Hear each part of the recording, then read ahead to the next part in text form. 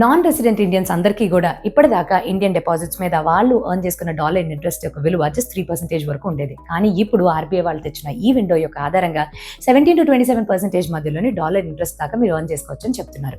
RBI వాళ్ళు ఇటీవలే ఇది ప్రవేశపెట్టిన 8 జూన్ నుంచి 30 సెప్టెంబర్ మధ్యలోనే ఈ విండో పీరియడ్ మధ్యలోనే మీరు మీ యొక్క డిపాజిట్స్ ఆర్ డాలర్స్ నుంచి ఎర్న్ చేసిన ఇన్కమ్ ని మన దేశంలోని FCNR డిపాజిట్స్ లో జమ చేసినట్టయితే 5 year లాక్ ఇన్ పీరియడ్ తోటి వివిధ రకాల బ్యాంక్ 6% ని మొదలుకొని 7.1% దాకా రేట్ ఆఫ్ ఇంట్రెస్ట్ ని మీకు తిరిగిస్తున్నారు. ఇదే టైంలోని ఇదే అమౌంట్ లో తీసుకెళ్లి మీరు యూఎస్ బాండ్స్ లో ఇన్వెస్ట్మెంట్స్ చేస్తే కేవలం 4.3% మాత్రమే ఇంట్రెస్ట్ రేట్స్ వస్తుంది. దీంతో పాటు ఆర్బీఐ వాళ్ళు ఏమన్నారు, FCNR లో ఎవరైతే ఎన్ఆర్ఐస్ వాళ్ళ యొక్క డబ్బుల్ని జమ చేస్తారో వాళ్ళకి మేము stand by letter of credit అనేది ఇస్తూ ఇంకా ఎక్కువ డబ్బులు ఆఫ్ షోర్ బ్యాంక్స్ నుంచి మీరు రేస్ చేసుకోవచ్చు. ఆ విధంగా మేము మీ గ్యారంటీ అనేది ఇస్తామని చెప్తున్నారు. సో దీని వల్ల జెఫ్రీస్ వాళ్ళు ఎన్ఆర్ఐ వాళ్ళకి ఇక్కడ ఒక ఆర్బిట్రేజ్ లీవరేజ్ ఎఫెక్ట్ అనేది ఉంటుంది. సో దాని వల్ల 17 to 27% దాకా ఆదాయాన్ని సంపాదించుకోగలరని చెప్తున్నారు. దీన్ని మనం ఒక చిన్న ఎగ్జాంపుల్ ద్వారా అర్థం చేసుకుందాం.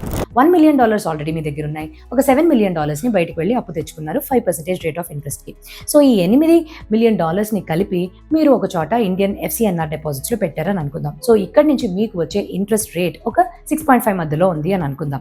సో మీకు వచ్చే ఇంట్రెస్ట్ రేట్ $52,000 అండ్ పోయే ఖర్చు ఏదైతే ఇంట్రెస్ట్ కట్టాల్సి ఉంటుందో అప్పు మీద $35,000. సో రెండింటి మధ్యన డిఫరెన్స్ $17,000. సో ఇది ఒక 17% రేట్ ఆఫ్ రిటర్న్ కింద మారుతుంది యాన్యువల్ గా చూసుకుంటే.